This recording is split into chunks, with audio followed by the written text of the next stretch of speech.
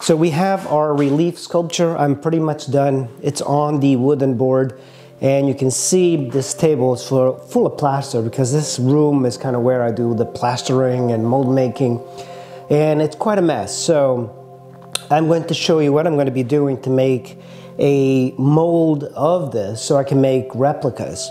So one thing I found is that this is latex and this is polyurethane. Polyurethane kind of holds its shape really well.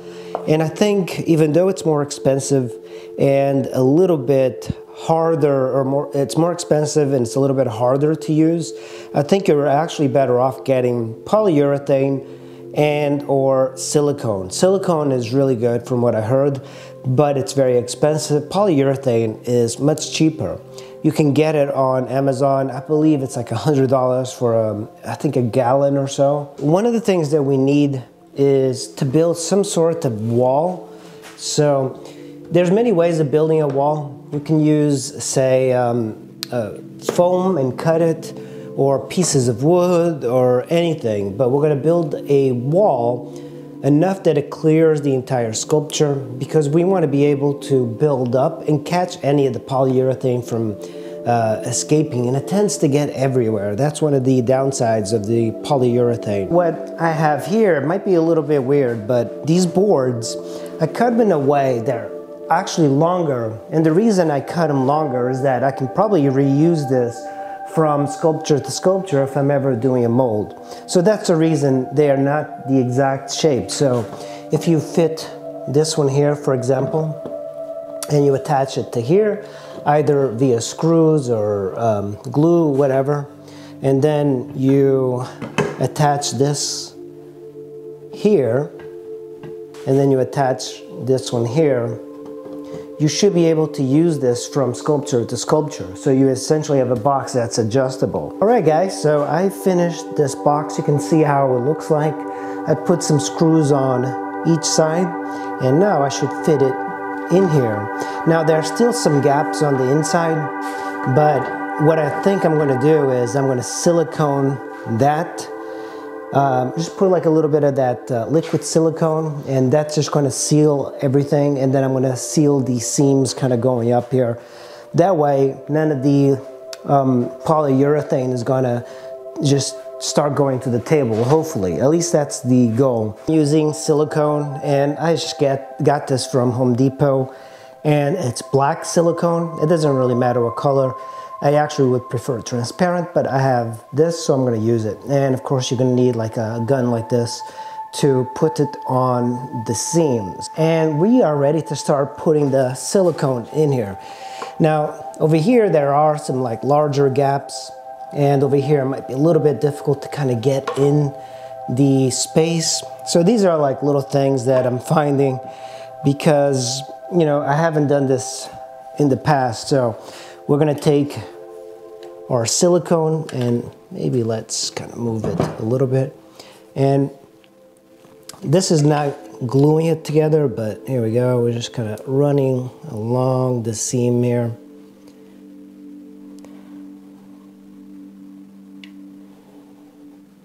And we might, so I'm trying to get it as much as possible in the crevice.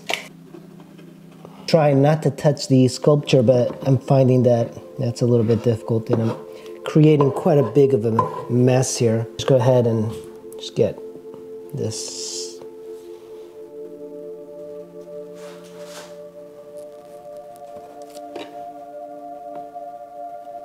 So the only thing I'm going to do is let this sit, and then I'm going to prepare the polyurethane for the mold. It's an hour later. The silicone is nice and tight, and we are ready for the next phase. What I have here is part one, part two. This is the polyurethane system. It's usually A and B, and you mix equal parts of it, and you mix it together, and then you brush it onto your sculpture. So the bad things is that I don't have that much, so I am unsure that I can't make both sculptures today, but I think I should be able to do this. And you could put multi-coats of this. You're going to need 2 cups. You're better off getting clear cups so you can measure things absolutely exactly.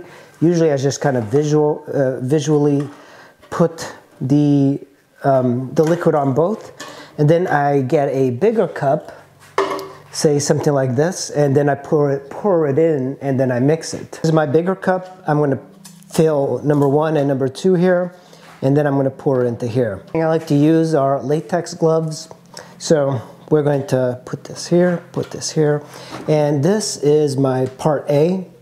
And usually you have to mix these pretty well before using, so do that. And then same thing. This one is more important, stir before use. This one is a lot more liquidy. This one's rubbery, so it's a chemical reaction. So do this quite a bit and just stir it up. I haven't used this in a couple of months. There is a shelf life to latex and to this rubber, so let's get started.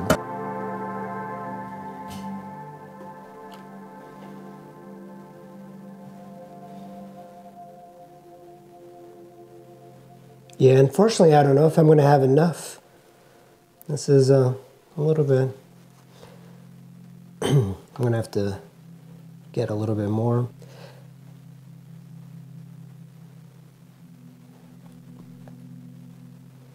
Okay, let's see. And I just compare it, and that's about right. You know, it's not perfect. Some people measure it out. Usually I go very visually. So we're going to put this one.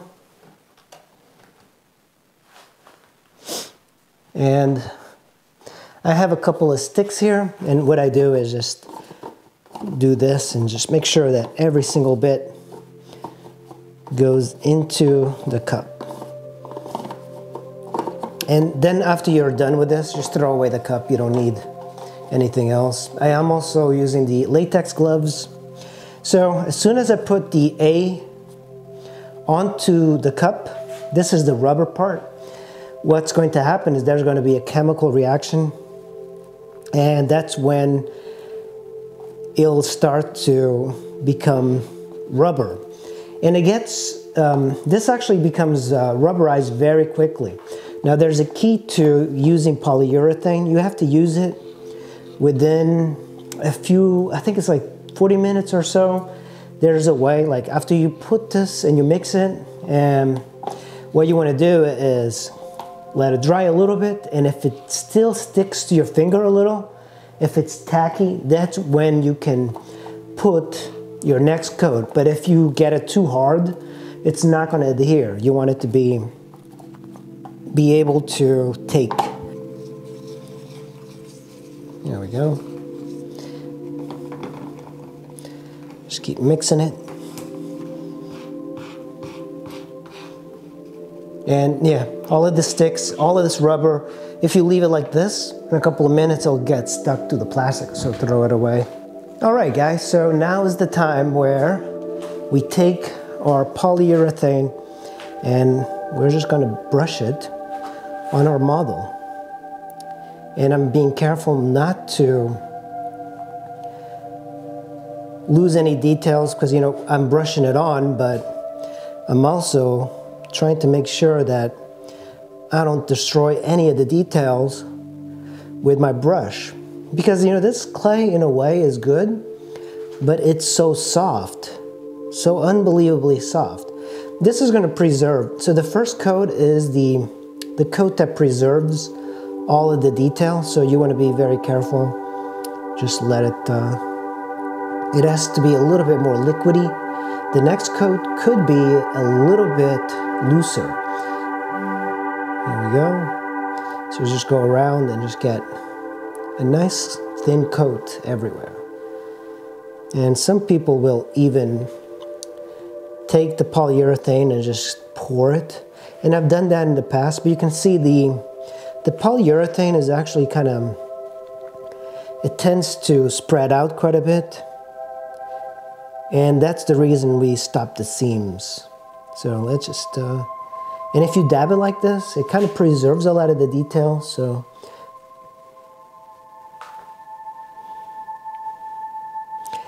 It's already getting thicker. And I want to make sure that I get now on this side.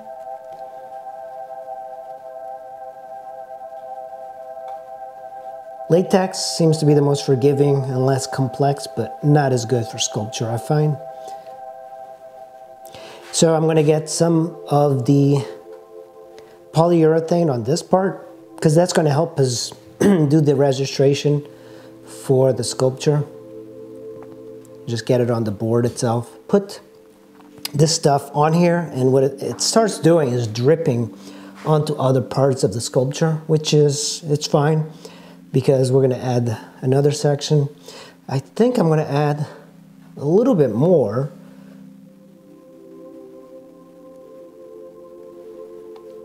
Silicone is holding this fairly well. All right, guys, so I have let this dry, and the way to tell that this is dry is that if you touch it, it should not stick to your finger, but it should be still tacky or sticky, and it is. And it's now ready for the next step. This is called polytack polyfiber. There's many different types of fibers that you can use, and we are going to be mixing a A to B ratio 1:1 of the polyurethane, and then we're going to mix it with this fiber. What that's going to do is going to give you a thicker body to the polyurethane, so you don't use as much polyurethane. Have this brand. You could also get this fumed silica thickening filler, and I use this. You can use this for latex as well, so this will work, but I am going to use this probably, if I run out, I can use this, but I've been using this on my latex molds, like a powder. You should also wear some sort of mask, so when you breathe, you do not want to breathe this stuff in.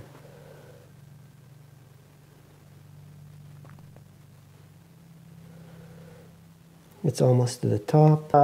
Because of the fibers and stuff, what I'm going to do is just going to pour it onto here. Take my wooden spatula here. You could also measure by weight, but I'm just doing it the good old way. We're going to mix our rubber. Here we go. And I like to introduce the thickening agent a little bit at a time.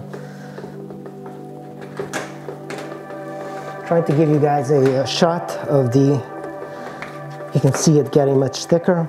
I'm going to add more. So that's 1 whole cup of the thickening agent.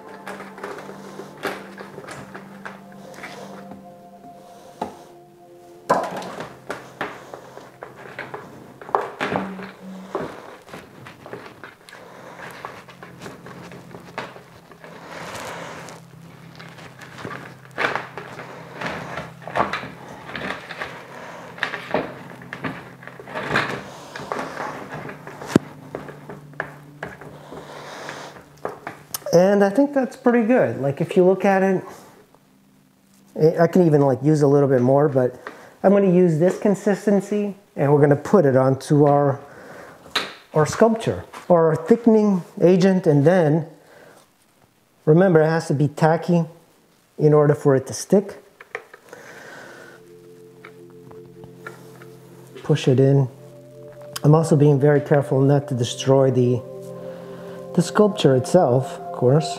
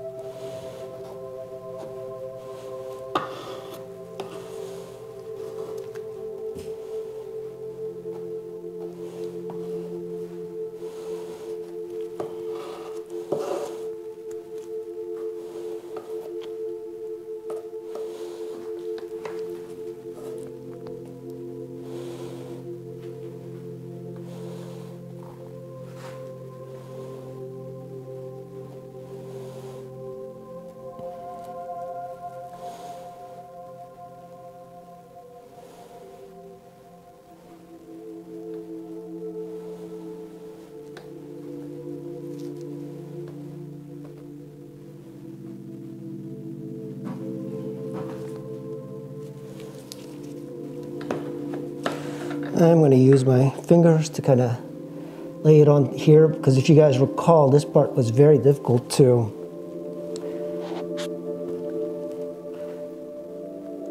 make the mold. So this is very, very difficult here.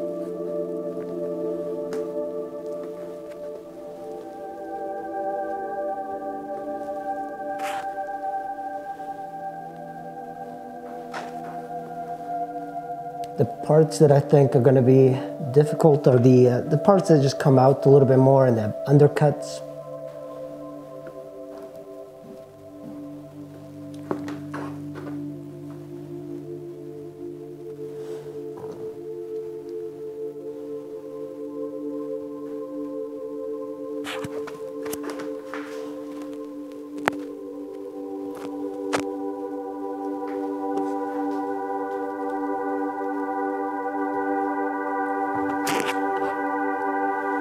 You know, the polyurethane stuff I've done in the past has actually been a whole lot more successful than the latex. You know, the latex I've definitely screwed up quite a bit, but I think I'm only good at making things that are simple. And whenever I try to do a two-piece mold, that's when I really screw up.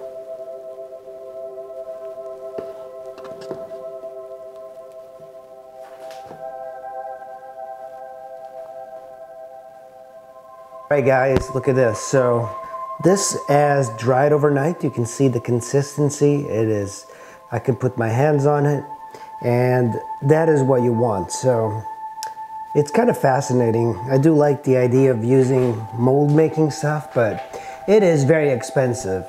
And you can tell right there, those are the buckets of the polyurethane that I used up. There are people online that will take and fill like this amount with the polyurethane, and I always wonder, I think it's a lot neater if you have the money to kind of fill it and make it flat.